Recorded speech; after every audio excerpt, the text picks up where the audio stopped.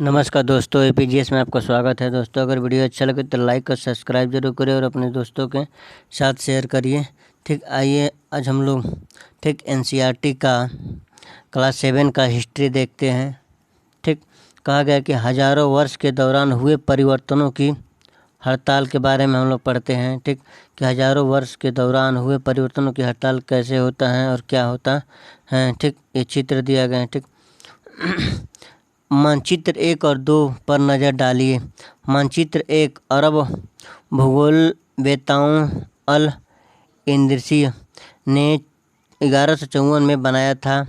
यहाँ जो नक्शा दिया गया है वह उनके द्वारा बनाए गए दुनिया के बड़े मानचित्र का एक हिस्सा है और भारतीय उपमहाद्वीप को दर्शाता है। मानचित्र 2 एक फ्रांसीसी मानचित्रकार ने 1720 में बनाया था। दोनों नक्शे एक ही इलाके के हैं मगर उनमें काफ़ी अंतर हैं। अल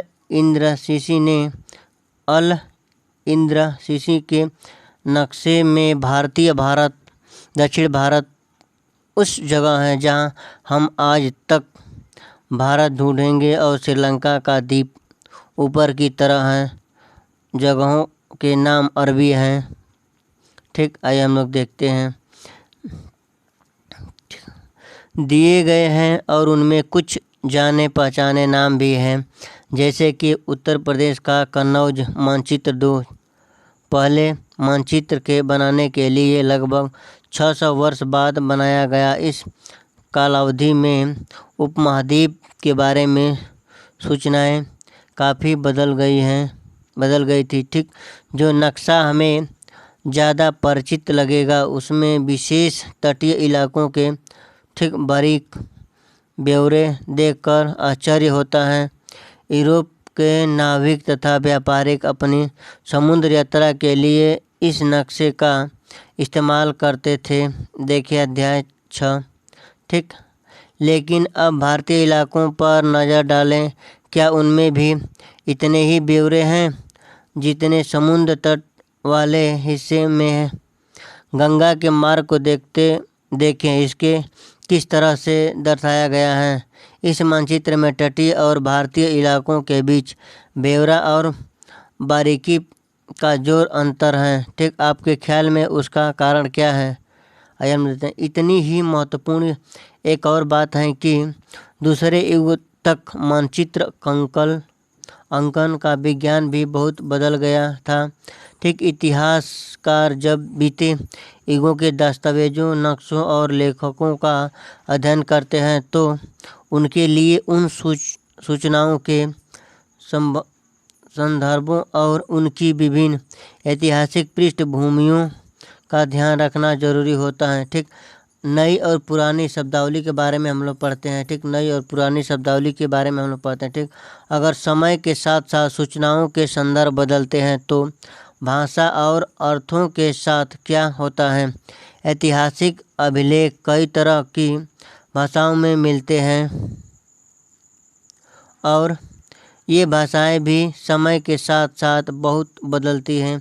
उदाहरण के लिए मध्य युग की फारसी आधुनिक फारसी भाषा में भिन्न है। यह भिन्नता सिर्फ व्याकरण और शब्द भंडार में ही नहीं आई है। समय के साथ शब्दों के अर्थ भी बदल जाते हैं। उदाहरण के लिए हिंदुस्तान शब्द ही लीजिए। आज हम इसे आधुनिक राष्ट्र राज्य भारत के अर्थ में लेते हैं। 13वीं सदी में जब फारसी के इतिहासकार मिनहाज एवं सिराज ने हिंदुस्तान शब्द का प्रयोग किया था तो उसका आशय पंजाब, हरियाणा और गंगा यमुना के बीच में स्थित इलाकों में से था। उसने इस शब्द का राजनीतिक अर्थ में उन इलाकों के लिए इस्तेमाल किया जो दिल्ली के सुल्तान के अधिकार क्षेत्र में आते थे। सल्तनत के प्रसार के साथ साथ इस शब्द के अंतर्गत आने वाले क्षेत्र भी बढ़ते गए, लेकिन हिंदुस्तान शब्द में दक्षिण भारत का समावेश कभी नहीं हुआ। इसके विपरीत 16वीं सदी के आरंभ में बाबर ने हिंदुस्तान शब्द का प्रयोग इसी उपमहाद्वीप के भूगोल, पशु पक्षियों और यहाँ के निवासियों की संस्कृति का वर्णन करने के लिए। यह प्रयोग 14वीं सदी के कवि अमीर खुसरो द्वारा प्रयुक्त शब्द हिंद के ही कुछ समान था, मगर जहाँ भारत को एक भौगोलिक और सांस्कृतिक तत्व के रूप में पहचाना जा रहा था, वह हिंदुस्तान शब्द से वे पराजित और राष्ट्रीय अर्थ नहीं जुड़े थे जो हम आज जोड़ते हैं। किसी भी शब्द का प्रयोग करने में ऐतिहासिक को बहुत सावधान रहना चाहिए, क्योंकि अतीत में उन शब्दों के कुछ अलग ही अर्थ थे। उदाहरण के लिए विदेशी जैसे सीधा सादा शब्द ही ले लीजिए। हमारे लिए आज इसका अर्थ होता है ऐसा व्यक्ति जो भारत न हो। ठीक मध्य युग में मानो किसी गांव में आने वाला कोई भी अनजान व्यक्ति जो उस समाज या संस्कृति का अंग न हो विदेशी कहलाता है। जैसे व्यक्ति को हिंदी में परदेशी और फारसी में अजनबी कहा जा सकता है। इसीलिए किसी ठीक नगरवासी के लिए वनवासी विदेशी होता था, किंतु एक ही गांव में रहने वाले दो किसान अलग अलग धार्मिक या जाति परंपराओं से जुड़े होने पर भी एक दूसरे के लिए विदेशी नहीं होते थे।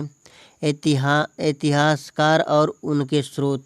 ठीक, इतिहासकार और उनके स्रोत के बारे में हम लोग पढ़ते हैं। ठीक, इतिहासकार किस युग का अध्ययन करते हैं और उनकी खोज की प्रकृति क्या है, इसे देखते हुए वे अलग अलग तरह के स्रोतों का सहारा लेते हैं। उदाहरण के लिए पिछले साल आपने गुप्त वंश के शासकों और हर्षवर्धन के बारे में पढ़ा। इस पुस्तक में हम मोटे तौर पर 700 से 1750 ईस्वी तक लगभग 1000 वर्षों के बारे में पढ़ेंगे। इस काल के अध्ययन के लिए इतिहासकार जिन स्रोतों का प्रयोग करते हैं उनमें आपको बहुत सी बातें ऐसी मिलेगी जो पिछले युग से वैसे ही चली आ रही हैं।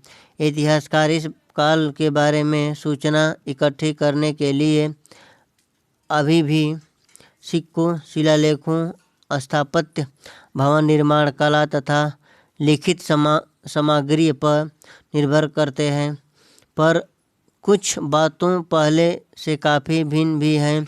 इस युग में प्रमाणिक लिखित सामग्री की संख्या और विविधता आश्चर्यजनक रूप से बढ़ गई है। इसके आगे इतिहासकार सूचनाओं के दूसरे प्रकार के स्रोतों का इस्तेमाल धीरे धीरे कम करने लगे। इस समय के दौरान कागज़ क्रमशः सस्ता होता गया और बड़े पैमानों पर उपलब्ध भी होने लगा। लोग धर्म ग्रंथ, शासकों के वृत्तांत, संतों के लेखन तथा उपदेश, अर्जित अदालतों के दस्तावेज, हिसाब तथा करों के खाते आदि लिखने में इसका प्रयोग करने लगे। धनी व्यक्ति, शासक, जन, मठ तथा मंदिर पांडुलिपियाँ एकत्रित किए करते थे। इन पांडुलिपियों को पुस्तकालय तथा अभिलेखकारों में रखा जाता था। इन पांडुलिपियों तथा दस्तावेजों से इतिहासकारों को बहुत सारी विस्तृत जानकारियाँ मिलती हैं, मगर साथ ही इनका प्रयोग कठिन है। उन दिनों ठीक छापे खाने तो थे नहीं, इसीलिए लिपि या ठीक नकल 20 हाथ से ही पांडुलिपियों की प्राकृतिक बनाते थे। अगर आपने कभी किसी मित्र के गृह कार्य की नकल उतारी है तो आप जानते होंगे कि यह काम आसान नहीं है। कभी कभी आपको अपने मित्र की लिखावट समझ में नहीं आती होगी तो और आपको मजबूर होकर अंदाज नहीं लगाना पड़ता होगा कि क्या लिखा गया है, फलस्वरूप आपके लिखे में मित्र के लिए हुए कुछ छोटे मोटे लेकिन ठीक, आइए हम लोग देखते हैं, ठीक, महत्वपूर्ण अंतर आ जाते होंगे। ठीक, पांडुलिपि की प्रतिलिपि बनाने में भी कुछ अंतर कुछ यही होता है। प्रतिलिपियाँ बनाते हुए लिपि छोटे छोटे फेर बदल करते चलते थे। कहीं कोई शब्द, कहीं कोई वाक्य, सदी दर सदी प्रतिलिपियाँ बनाती रहे और अंततः एक ही मूल ग्रंथ की विभिन्न प्रतिलिपियाँ एक दूसरे से बहुत ही अलग हो गई हैं। इससे बड़ी गंभीर समस्या उत्पन्न हो गई है, क्योंकि आज हमें लेखन की मूल्य पांडुलिपि शायद ही वही मिलती है। हमें बाद की लिपि द्वारा बनाई गई प्रतिलिपियों पर ही पूरी तरह निर्भर रहना पड़ता है।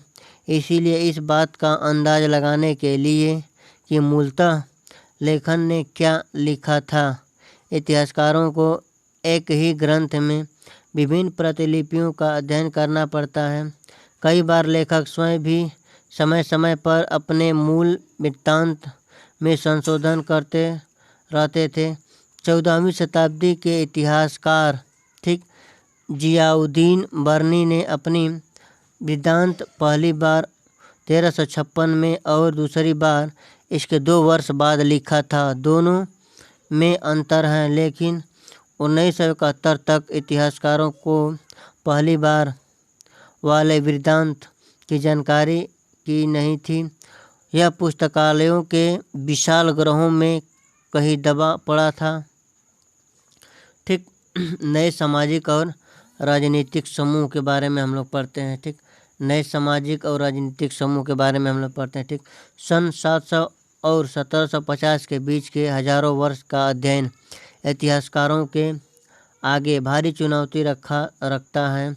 मुख्य रूप से इसीलिए कि इस पूरे काल में बड़े पैमाने पर और उनके तरह के परिवर्तन हुए। इस काल में अलग अलग समय पर नए प्रौद्योगिकी के दर्शन होते हैं, जैसे सिंचाई में रहट, कताई में चरखे और युद्ध में आग्नेयास्त्रों, बारूद वाले हथियार का इस्तेमाल। इस उपमहाद्वीप में नई तरह का खान पान भी आया। आलू, मक्का, मिर्च, चाय और काफ़ी। ध्यान रखें कि ये तमाम परिवर्तन नई औद्योगिकी और फसलें उन लोगों के साथ आए जो नए विचार भी लेकर आए थे। परिणाम स्वरूप यह काल आर्थिक, राजनीतिक, सामाजिक और सांस्कृतिक परिवर्तन का भी काल रहा। अध्याय 5, 6 और 7 में आप इनमें से कुछ के बारे में जानेंगे। इस युग में लोगों की गतिशीलता, एक स्थान से दूसरे स्थान पर आना जाना भी बहुत बढ़ गया था। अक्सर अवसर की तलाश में लोगों के झुंड दूर दूर की यात्राएं करने लगे थे। इस उपमहाद्वीप में अपार संपदा और अपना भाग्य गढ़ने के लिए अपार संभावनाएं मौजूद थी। इस काल में जिस समुदाय का महत्व बढ़ा उनमें से एक समुदाय था राजपूत, जिनका नाम राजपूत अर्थात राजा का पुत्र से निकलता है।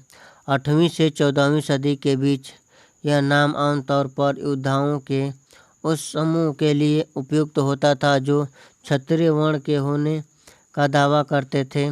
राजपूत शब्द के अंतर्गत केवल राजा और संपदा वर्ग ही नहीं, बल्कि वे सेनापति और सैनिक भी आते थे जो पूरे उपमहाद्वीप में अलग अलग शासकों की सेनाओं में सेवारत थे। कवि और चाणक्य राजपूतों की आचार संहिता, प्रबल पराक्रम और स्वाभिभक्ति का गुणगान करते थे। इस युग में राजनीतिक दृष्टि से महत्व हासिल करने के अवसरों का लाभ, ठीक, मराठा सिख, जाट, अहोम का कायस्थ मुख्यतः लिपियों और मुक्सियों का कार्य करने वाली जाति आदि समूहों ने भी उठाया। इस पूरे काल के दौरान क्रमशः जंगलों की कटाई हो रही थी और खेतों का इलाका बढ़ता जा रहा था। कुछ क्षेत्रों में यह परिवर्तन अन्य क्षेत्र की अपेक्षा अधिक तेजी से और पूरे तौर पर हुआ। ठीक पर्यावास में परिवर्तन के कारण कई वनवासियों को मजबूर होकर अपना स्थान छोड़ना पड़ा। कुछ और वनवासी जमीन की जुताई करने लगे और कृषक बन गए। कृषकों के ये नए समूह क्षेत्रीय बाजार, मुखियाओं, पुजारियों, मठों और मंदिरों से प्रभावित होने लगे। वे बड़े और जटिल समाजों के अंग बन गए। उनके कर चुकाने पड़ते थे और स्थानीय मालिक वर्ग की बेगार रहनी पड़ती थी। परिणाम स्वरूप किसानों के बीच आर्थिक और सामाजिक अंतर उभरने लगे। कुछ के पास ज़्यादा उपजाऊ जमीन होती थी, कुछ लोग मवेशी भी पालते थे और कुछ लोग खेती से खाली समय में दस्तकारी आदि का कुछ काम कर लेते थे। जैसे जैसे समाज में अंतर बढ़ने लगे, लोग जाति और उपजाति में बांटे जाने लगे और उनकी पृष्ठभूमिका और व्यवसाय के आधार पर उन्हें समाज में ऊंचा या नीचा दर्जा दिया जाने लगा। ये दर्जे स्थानीय नहीं थे। किसी जाति विशेष के सदस्यों के हाथों में कितनी सत्ता, प्रभाव और संसाधनों का निर्णय है, उसके आधार पर उसके दर्जे बदलते रहते थे। एक ही जाति का किसी क्षेत्र में कोई दर्जा हो सकता था और किसी अन्य कई क्षेत्र में कोई और। अपने सदस्य के व्यवहार का नियंत्रण करने के लिए जाति स्वयं अपने नियम बनाती थी। इन नियमों का पालन जाति के बड़े बुजुर्गों की एक सभा करवाती थी, जिससे कुछ इलाकों में जाति पंचायत कहा जाता था। लेकिन जातियों को अपने निवास के गांवों के रिवाजों का पालन भी करना पड़ता था। इसके अलावा कई गांव में मुखिया का शासन होता था। मिल मिलाकर वे किसी राज्य की एक छोटी इकाई पर होती थी। ठीक, आइए हम लोग क्षेत्र और साम्राज्य के बारे में पढ़ते हैं। ठीक, क्षेत्र और साम्राज्य के बारे में हम लोग पढ़ते हैं। ठीक, चोल अध्याय 2, तुगलक अध्याय 3 या मुगल अध्याय 4 जैसे बड़े बड़े राज्यों के अंतर्गत कई सारे क्षेत्र आ जाते थे। दिल्ली के सुल्तान गयासुद्दीन बलबन ने 1266 से 1287 की प्रशंसा में एक सांस्कृतिक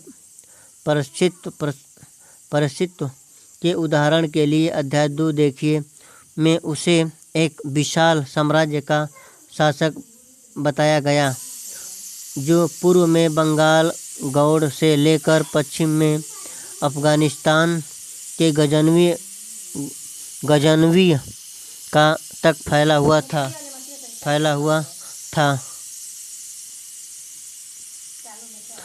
हुआ था और जिसमें संपूर्ण दक्षिण भारत भी आ जाता था। गौड़ आंध्र प्रदेश, केरल, कर्नाटक, महाराष्ट्र और गुजरात आदि भिन्न भिन्न क्षेत्रों के लोग उसकी सेना के आगे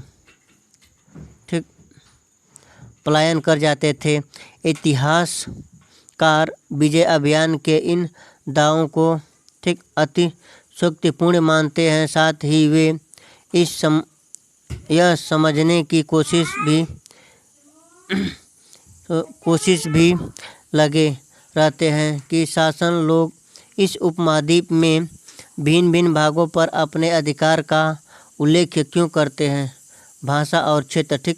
सन 1918 में कवि अमीर खुसरो ने इस बात पर गौर किया था कि इस देश के हर क्षेत्र की एक अलग अलग भाषा है। सिंधी, लाहौरी, कश्मीरी, द्वार समुद्री, दक्षिण कर्नाटक में तेलंगानी, आंध्र प्रदेश में गुजरी, गुजरात में ठीक मवाबारी, तमिलनाडु में गौड़ी, बंगाल में अवधी, पूर्वी उत्तर प्रदेश में हिंदवी, दिल्ली के आसपास के क्षेत्र में।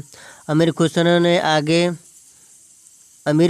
ने आगे बतलाया कि इन भाषाओं के विपरीत एक भाषा संस्कृत भी है जो किसी विशेष क्षेत्र की भाषा नहीं है।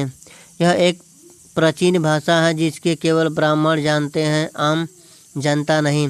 अमीर खुसरो द्वारा उल्लेखित भाषाओं की एक सूची बनाएं और एक सूची उन भाषाओं के नामों पर बनाए गए उनके द्वारा उल्लेखित क्षेत्रों में आज बोली जाती हैं। जो नाम एक से हैं उन्हें रेखांकित कीजिए। ठीक दोस्तों, अगर वीडियो अच्छा लगे तो लाइक और सब्सक्राइब जरूर करिए और अपने दोस्तों के साथ शेयर करिए।